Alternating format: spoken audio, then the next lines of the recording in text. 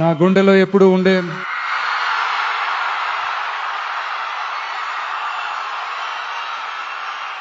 కరూర్ సొంత మనుషులందరికీ నా హృదయపూర్వక నమస్కారాలు. ఒక మనిషి లైఫ్లో ఎంతటి ఉన్నతమైన స్థాయికి ఎదిగినా కూడా మనసు లోపల కొన్ని బాధలు, గాయాలు అనేవి అస్సలు మర్చిపోలేం కదా. అందరి లైఫ్లోనూ అంతే, నా విషయంలోనూ అంతే. ఎన్నో బాధలు, గాయాలు, వాటన్నింటినీ దాటుకుని ముందుకు వచ్చాం. కానీ వాటన్నింటికంటే చాలా ఎక్కువ బాధను, గాయాన్ని మిగిల్చింది మాత్రం ఆ కరూర్ సంఘటనే.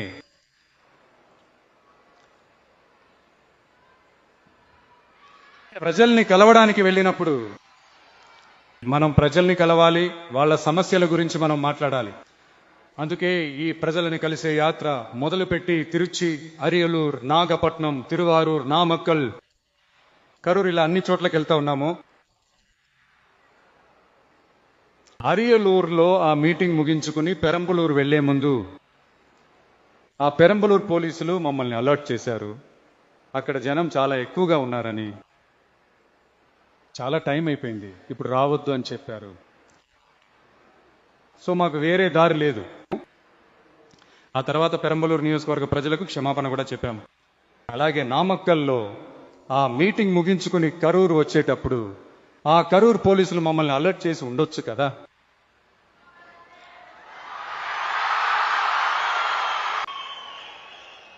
నేను దాన్ని పూర్తిగా నమ్మేశాను. ఆ రోజు కరూరు పోలీసులు మాట్లాడినప్పుడు వాళ్ళకి థ్యాంక్స్ కూడా చెప్పాను. ఇలాంటి డ్రామా జరుగుతుందని నాకు తెలియదు. వీటన్నింటికి అసలు ఎవరు కారణం? ఇదంతా ఎవరు చెప్పి చేయించారు? ఇలా చేయండి, అలా చేయండి అని. ఒకవేళ అలా జరిగితే ఇలా చేయండి, ఇలా జరిగితే ఇలాంటి ఇన్స్ట్రక్షన్స్ ఇచ్చి ప్రెజర్ పెడుతున్నది ఎవరు?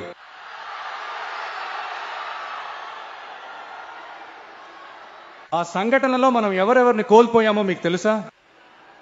టీవీలో నా ఫోటో గాని, పాట గాని వస్తే అమ్మ విజయ్ మామ అని పిలిచేవాళ్ళు. వాళ్ళ అమ్మతో నవ్వుతూ చెబుతూ ఆ టీవీ స్క్రీన్ను పట్టుకుని ముద్దు పెట్టుకున్నాడు. అయ్యా, మా అక్క చెల్లెళ్ల బంగారు తండ్రులను కోల్పోయాము.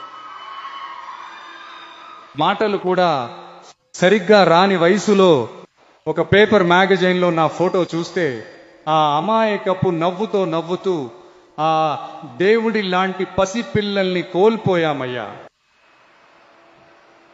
నా అక్క, చెల్లెలు, అన్న, తమ్ముడు ఇలా నా కుటుంబ సభ్యుల్ని కోల్పోయి ఆ బాధలో ఉన్న నన్ను మీరు హేళనగా మాట్లాడుతున్నారా?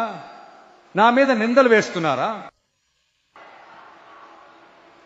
ఇలాంటి ఒక సంఘటన జరిగిపోయింది.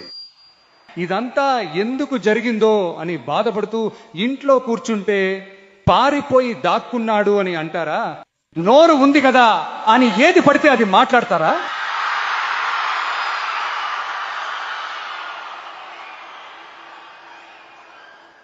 మిమ్మల్ని అడుగుతున్నా, ఆ రోజు అంతమంది జనం ఉన్నారు కదా.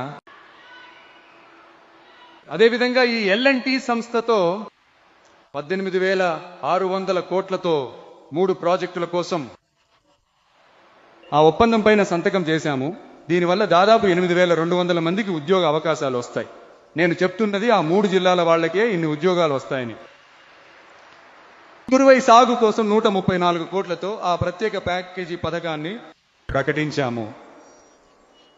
మన రైతు సోదరులారా, మీకు నేను ఇప్పుడే చెప్తున్నాను, ఈ ప్రభుత్వం ఎప్పుడూ మీకు తోడుగానే ఉంటుంది.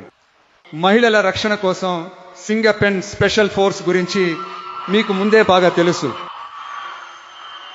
రాబోయే అరిజ్ఞర్ అన్నగారి పుట్టినరోజున మీ అన్న ప్రభుత్వంలో మేనమామ బంగారు ఉంగరం పథకం ప్రకటిస్తాము. ఇవన్నీ అడిగారు కదా, హామీలు ఇచ్చారు, ఏమైంది ఏమైంది అని. ఈ దుష్ట శక్తుల్లాగా వీళ్ళు నిజమైన మేనమామలు కాదు, నిజమైన మేనమామ. అవును, మీరు చెప్పినట్లు ఇది నిజ సమయంలో జరుగుతున్నది.